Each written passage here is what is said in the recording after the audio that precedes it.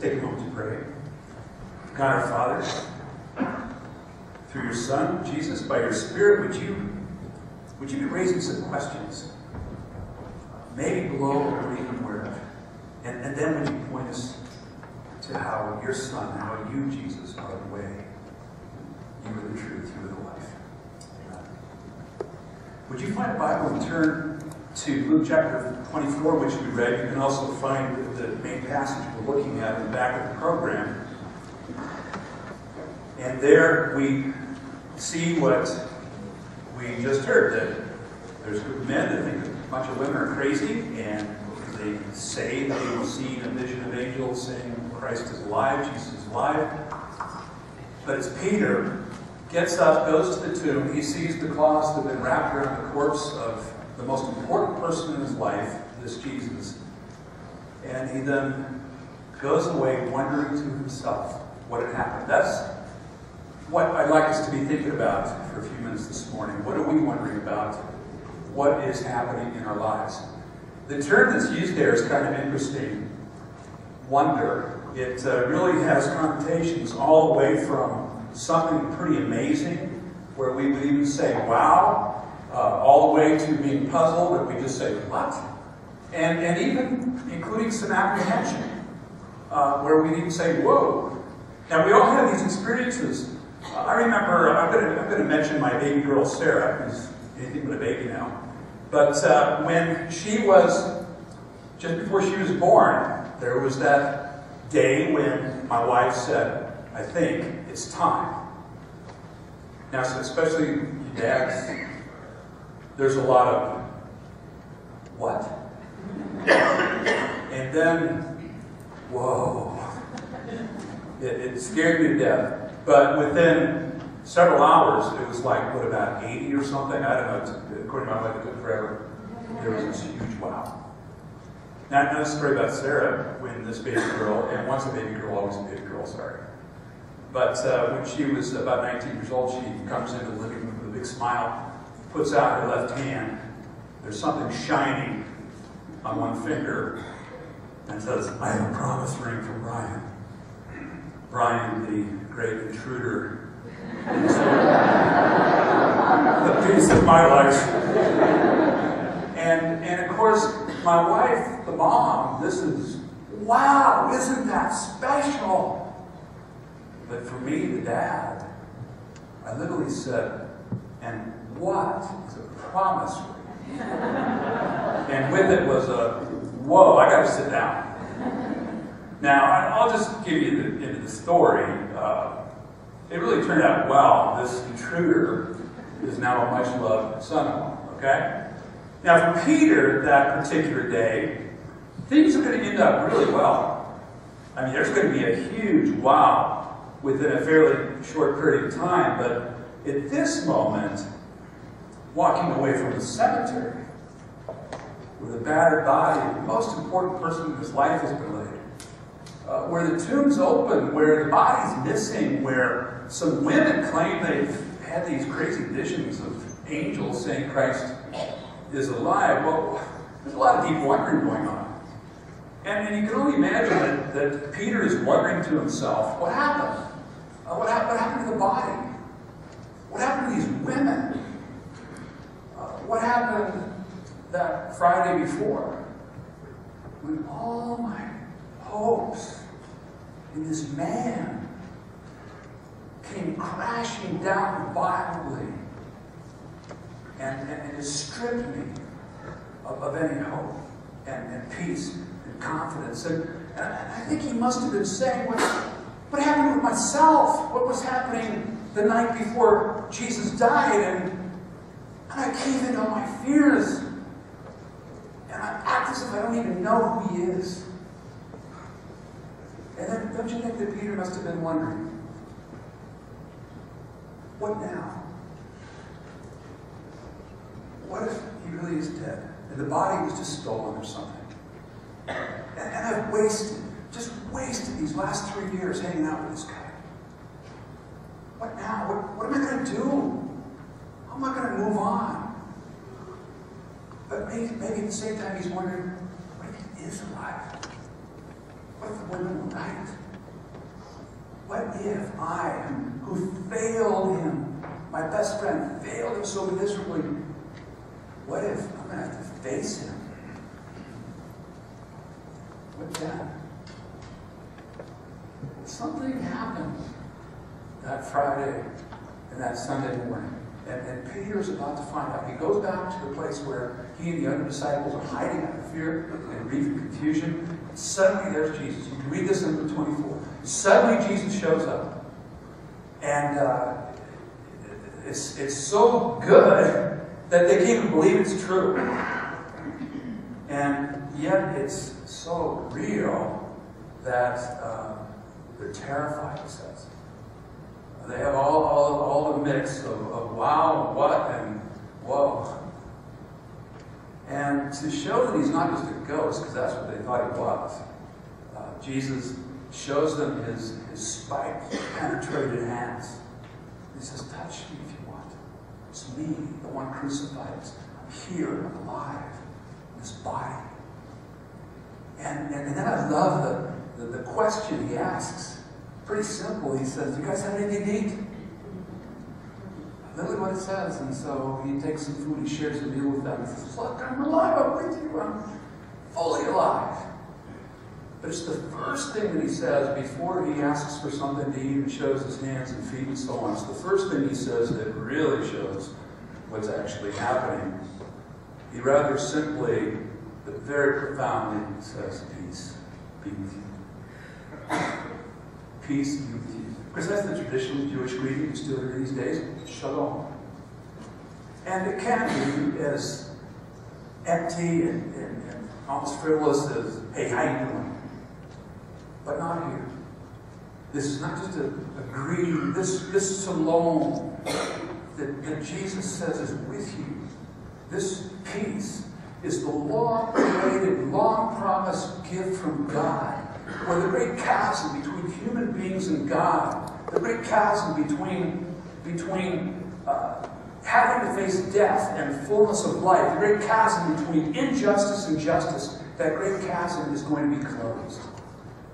It's a great promise that's given throughout the Scriptures and given just months before Jesus died, where the father of John the Baptist says that those who walk in the darkness of the shadow of death will be led into the way of peace, the way of shalom. And Jesus says, this is yours. This I give. It's what was really being given, what was really beginning the Friday before when Jesus, despite the fact that he's struggling to breathe through excruciating pain, he says a few things from the cross. He looks around to these people who have placed him on that brutal cross, and it startles him as he says, Father, forgive them. Don't hold this against them. And then he looks over to another man being crucified, who's at the very end of this terrible ending. And he says to him, today, you'll be with me in the garden of God. You'll be with me in the fullness of life. And then just before he takes his last breath, struggling to even breathe, he says one word. In the original, it's one single word. He says, done. And then he takes his last breath and dies. He says, it's finished. It's accomplished. This forgiveness, this thing of people being with me, with the Father forever, it's done. And when he stands alive, sharing a meal with these scared, confused, guilty human beings called disciples, he basically says the same thing. My peace be with you. You're forgiven. You're going to be with me forever. I'll be with you. It's done. It's settled. It's the gift. I give to you to receive. My friends, today, I believe the same Jesus is saying the same thing to each one of us, to me, to you, and to those around us. Peace, I give you. Peace from the Father, with the Father, for everything in life. The past you regret, the future you fear. My peace I give to you. And for all the ways we're trying to raise the question of what's happening in our lives, I want to push it a little further and say, could it be that what is most deeply happening in your life, whether or not you're conscious of it, could it be that what's most deeply happening in your life, even right now today, is that God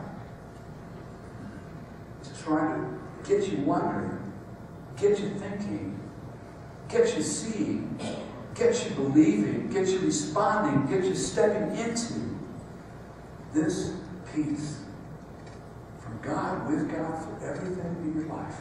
The past, the future, but also the present. Could that be? I want to show you how that indeed is happening in the lives of a couple men who are part of this church family. It was a little over a year ago that Pastor Ron Mall got word that from Alan White's mom, Nancy, that Alan was in a coma over at Parker Adventist Hospital. And encephalitis, and wasn't expecting this. So Ron rushed over to Parker Hospital and met with the extended family and had a lot of prayer. And quite frankly, prepared for the funeral because the doctor said this is it. It's probably impossible that he's going to make it out of this coma. I hate to give away endings, but Alan didn't die. He's sitting right over here.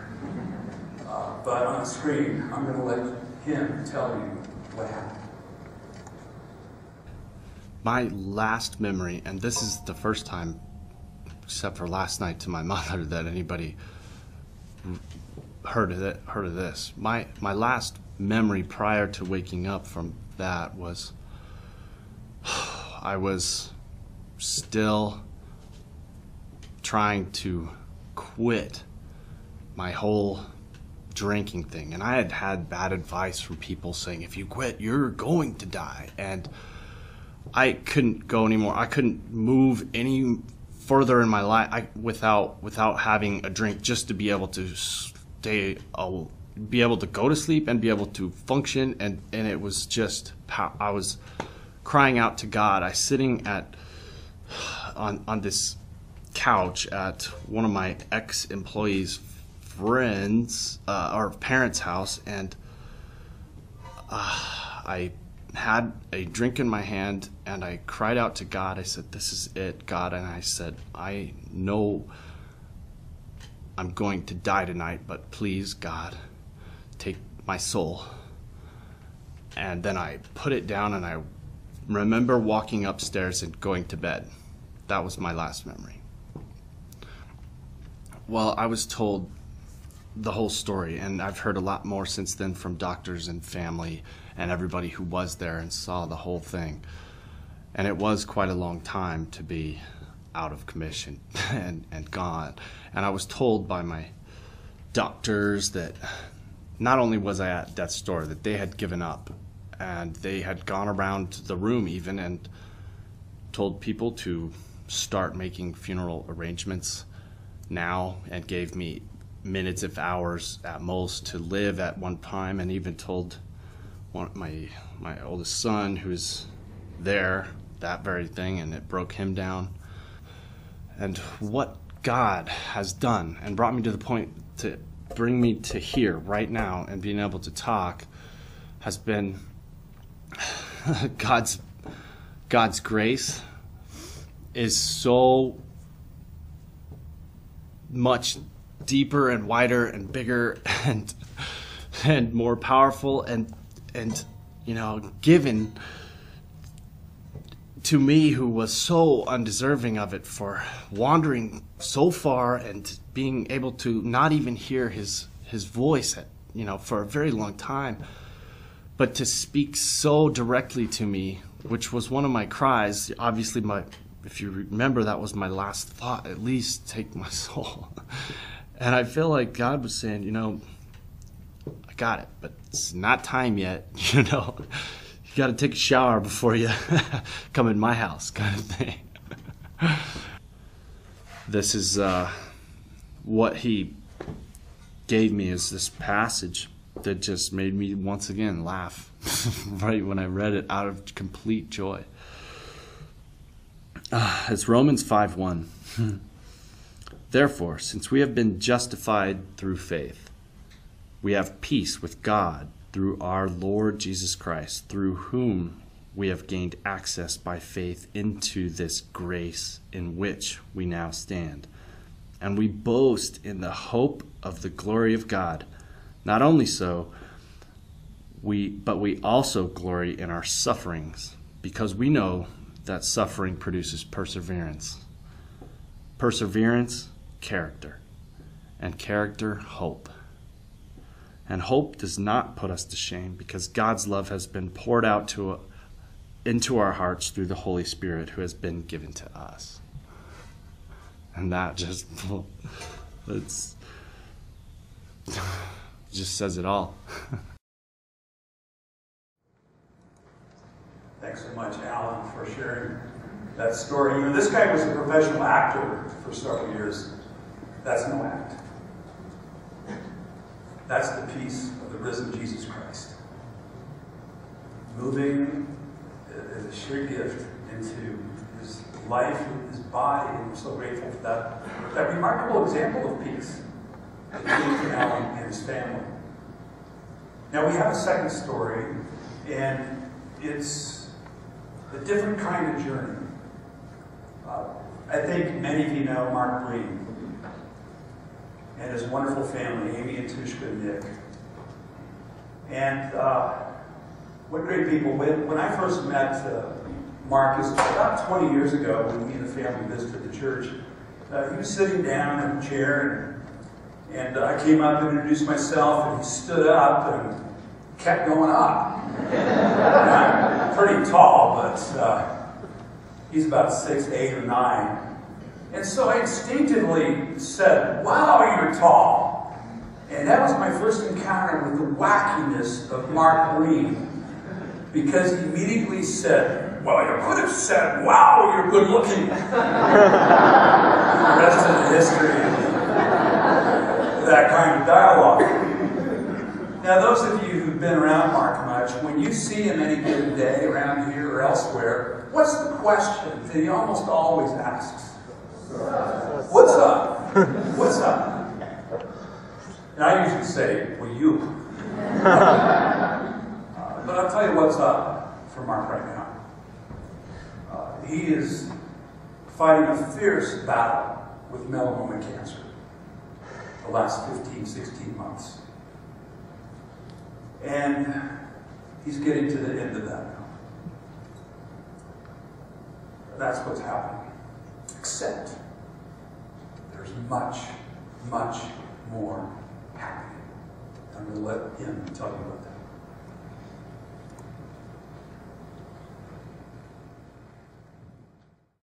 Hey, what's up with you? So, yeah, thanks for the invite to share what's going on. So this last month of limbo, of knowing, the doctor being able to feel around my liver and be able to tell me it's not working. And there's maybe one other treatment that we can try. But there's a whole lot of scenarios around it that are going to make it tough. And I went into that last meeting that we had with him, like really, and Tushka as well, really praying for God to give us a very clear, definite answer, one that said what we should be doing, because I'm exhausted. I've been fighting this for 15 months with God, with friends, with family, all that being said. But now suddenly there's talk of having to travel somewhere else to get the additional doses, and noticing that I can't even walk to the driveway and back to get the mail. Just sheer exhaustion. And wondering how am I going to do it, and knowing that I don't want to be the dad that quit. I don't want to be the father who shows my kids that giving up is okay. And so I really wanted to go forward and do what was best for them and for me and for my family.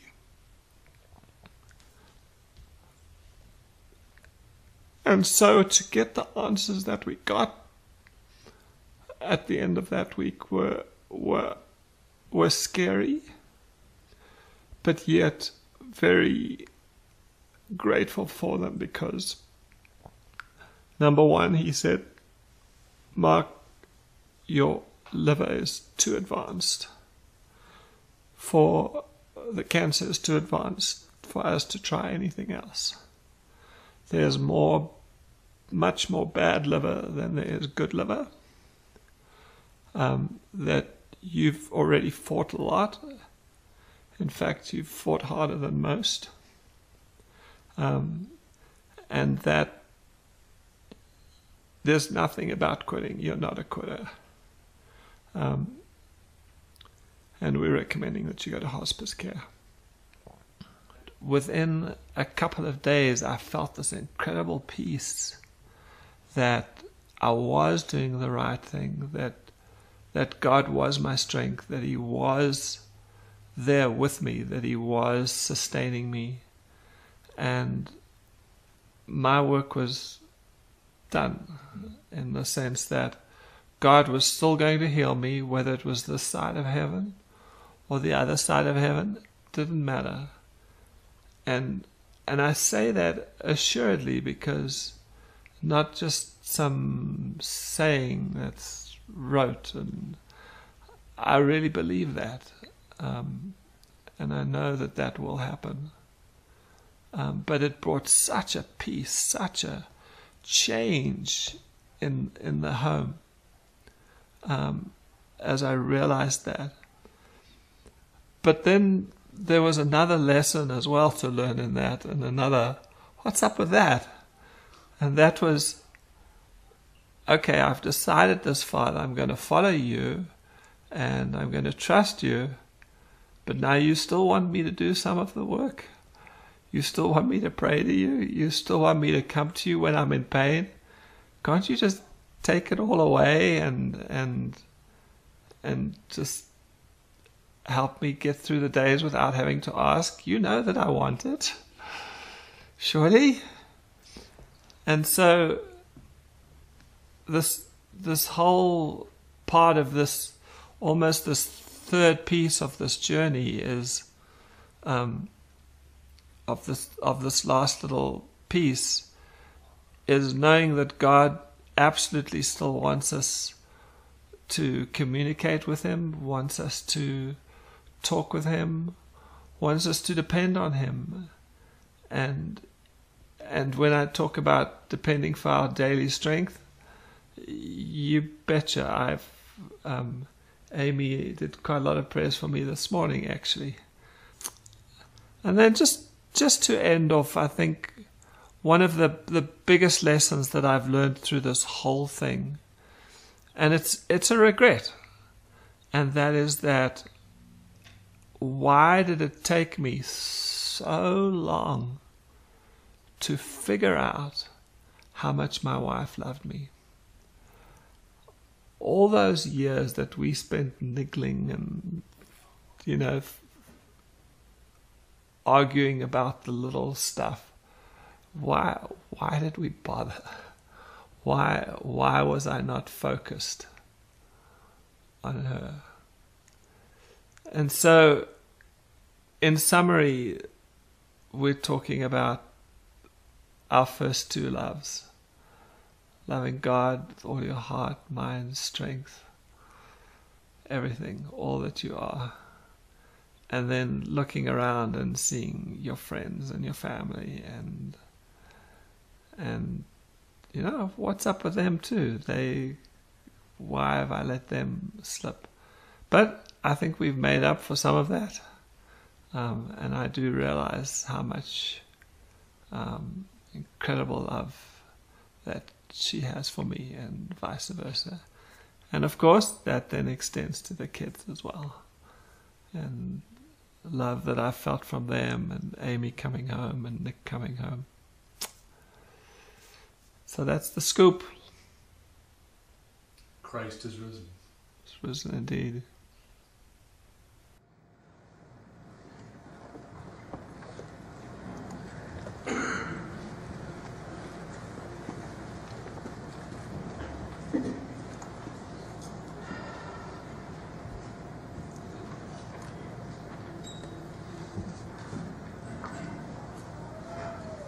Trying to do some truth telling today about what's really happening.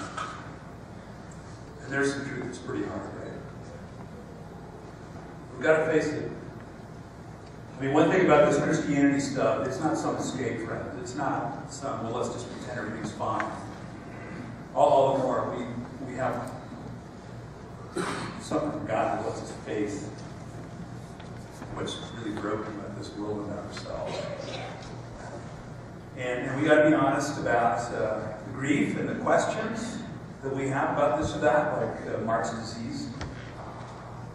But we also get to, and we must face the biggest truth claim in all of history. It's truth with a capital T, and that's the God who made this world decided not to let it literally wind down into hell, but he said, I'm going to step in and do something about it, and God become man.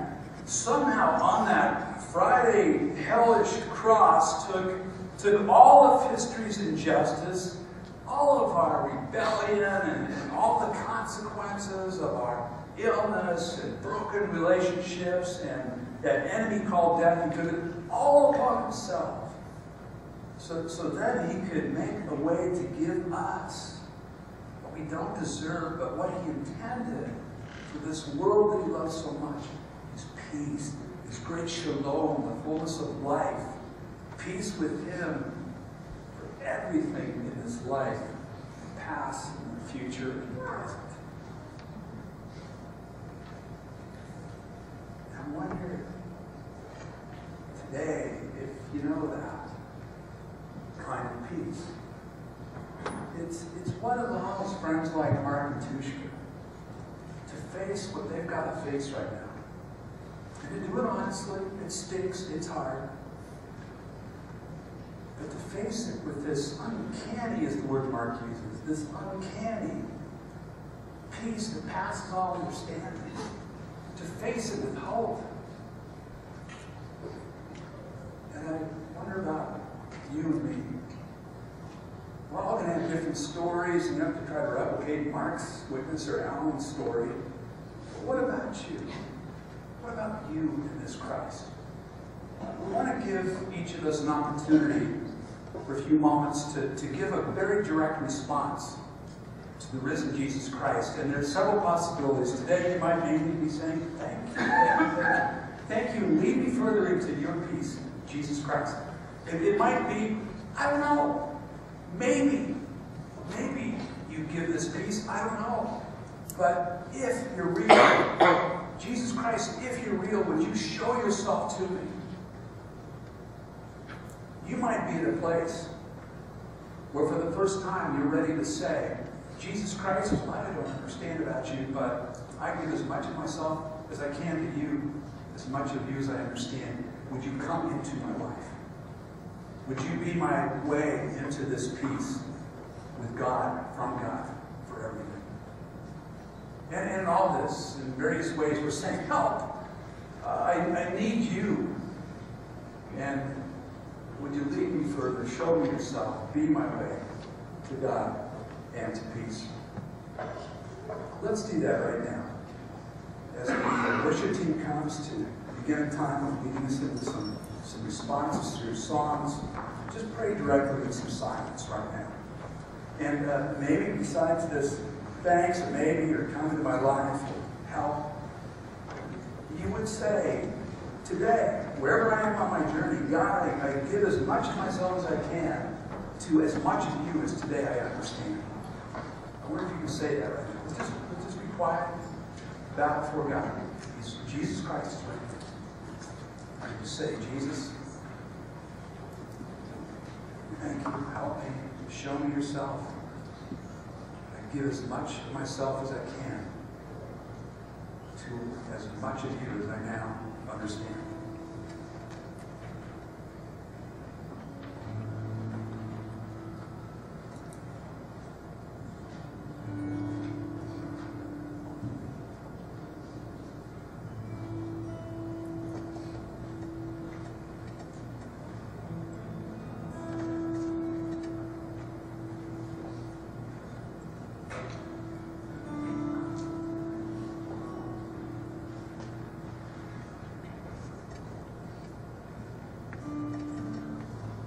continue responding to Christ and give you a couple of ways in your program.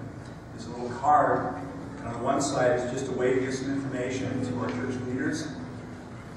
You won't be put on a mailing list if you're just visiting today, but this will be a way for us to send you a thank you letter and even a small gift. And then on the other side are some ways to put in writing the kinds of prayers you may have been maybe giving today.